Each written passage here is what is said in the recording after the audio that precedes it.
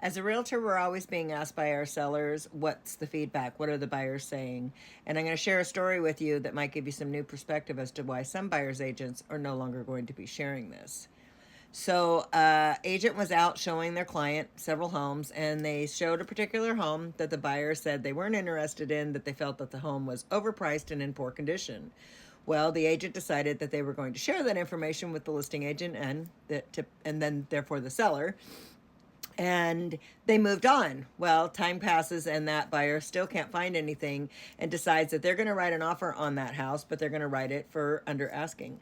So they submit their offer for several tens of thousands under asking price, and the seller counters full price. The buyer accepts and goes through to the inspection period where they ask for some repairs. The seller declines and says, take it as is.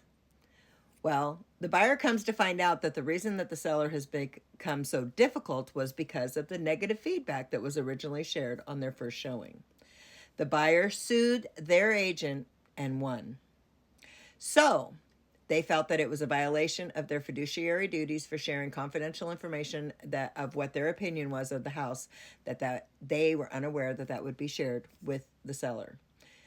So, as a buyer's agent, I'm going to say that they won to be cautious about what you share and that you speak to via email or text your client and ask if you have their permission to share their feedback. Would you like me to share that feedback with the seller because it can be helpful to them, or would you like me to keep that private? Just another tip from your Pacific Northwest Realtor. If you have any more questions, please feel free to DM me.